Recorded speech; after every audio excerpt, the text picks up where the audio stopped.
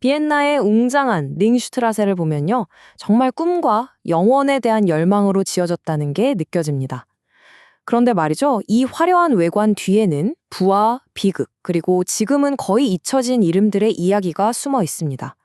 오늘은 바로 그 이야기 속으로 들어가 보려고 합니다. 이건 그냥 건축 이야기가 아니에요. 엄청난 야망과 눈부신 성공, 그리고 그 끝에 찾아온 깊은 비극에 대한 이야기입니다. 대체 누가 이 모든 걸 만들었을까요? 19세기 비엔나를 쥐락펴락했던 강력한 가문들이 있었습니다.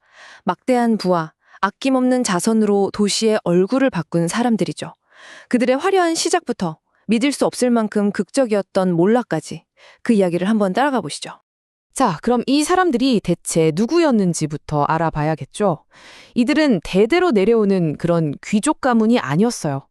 19세기라는 격변의 시대에 완전히 새롭게 등장한 아주 강력한 신흥 계층이었습니다. 우리가 제2의 사회라고 부르는 이 새로운 엘리트들은요, 대부분 유대인이었고 합스부르크 제국 전역에서 비엔나로 모여든 사람들이었습니다.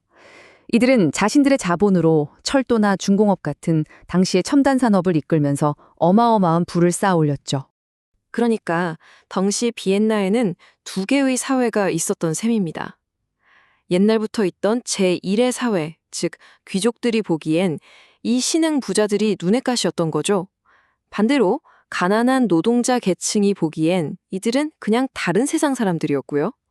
이 제2의 사회는 바로 그 사회적 긴장감의 한가운데 서 있었습니다. 이 사람들은 단순히 돈만 많은 게 아니었어요. 자신들의 부를 도시 전체를 위한 그리고 영원히 남을 유산으로 바꾸기 시작합니다. 바로 문화와 사회기관에 엄청난 돈을 쏟아부으면서요. 이들의 후원 스케일을 정말 상상을 초월합니다. 대표적으로 은행가 구스타프 앱슈타인 같은 경우는 황제가 2를 기부하면 앱슈타인은 4를 기부한다는 말이 돌 정도였으니까요. 심지어 자기 은행이 아예 자선사업 전용 창구를 만들어서 매년 지금 돈으로 따지면 30만 유로, 그러니까 4억 원이 훌쩍 넘는 돈을 나눠줬습니다. 이들의 영향력은 비엔나의 문화적 심장 그 자체를 만들었다고 해도 과언이 아닙니다. 지금도 세계 최고의 클래식 공연장으로 꼽히는 무지크페라인, 이걸 진화 가문이 세웠고요. 쿠프너 가문은 당시 최첨단 기술이 집약된 천문대를 지었습니다. 리벤 가문은 오스트리아의 노벨상이라고 불리는 과학상을 만들었죠. 심지어 링테아터 화재라는 끔찍한 비극을 겪은 후에는 빌체크 백작이 도시 최초의 응급구조협회를 만들어서 시민들의 안전까지 책임지려 했습니다. 하지만 이 눈부신 황금기는 영원할 수 없었죠. 링슈트라스의 화려함도 유럽 대륙 전체에 서서히 들이우기 시작한 어두운 그림자를 막아내지는 못했습니다. 마치 약속이라도 한 듯이 재앙들이 연쇄적으로 터져나오기 시작해요. 1873년 증시 대폭락으로 경제 기반이 흔들렸고 링테아터 화재는 사회에 큰 충격을 줬습니다. 결정적으로 노골적인 반유대주의를 내세운 시장이 당선되면서 사회적 분열은 극에 달했죠. 그리고 결국 제1차 세계대전이라는 거대한 소용돌이가 이 모든 것을 집어삼키게 됩니다. 이 거대한 위기는 한 개인의 삶에서도 고스란히 드러납니다. 바로 아까 그 자선가 구스타프 앱슈타인의 이야기인데요. 그의 몰락은 시장 붕괴 같은 거대한 사건 때문이 아니었어요. 훨씬 더 개인적이고 그래서 더 비극적인 이유였죠. 배신은요, 항상 가장 가까운 곳에서 오죠. 앱슈타인이 모든 것을 믿고 맡겼던 사업관리자이자 가장 친한 친구, 아돌프 타우지크. 그가 비밀리에 투기를 하다가 엄청난 빚을 지게 됩니다. 그리고 그 빚을 메우기 위해 앱슈타인의 전 재산을 몰래 빼돌린 거죠. 앱슈타인은 하루아침에 모든 것을 잃었고 타우지크는 결국 죄책감을 이기지 못하고 스스로 목숨을 끊었습니다. 이런 경제적인 불안감은 결국 분노의 대상을 찾게 만들었습니다. 그리고 그 화살은 안타깝게도 유대인 사회를 향했죠.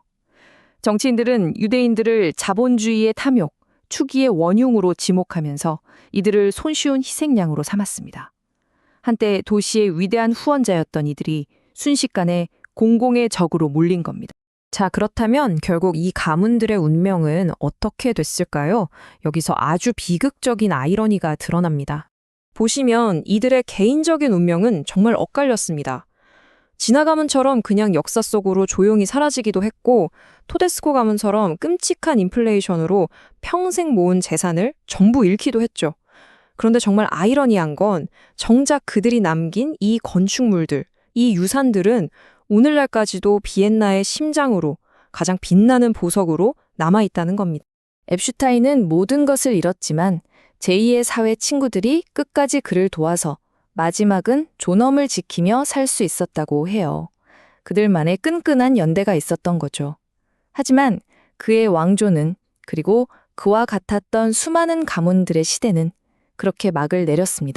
결국 링슈트라세는 오늘을 사는 우리에게 묻고 있는 것 같습니다.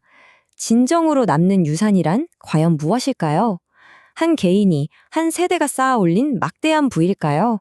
아니면 다음 세대, 또 그 다음 세대를 위해 남겨둔 문화와 사회적 기반일까요? 여러분은 어떻게 생각하시나요?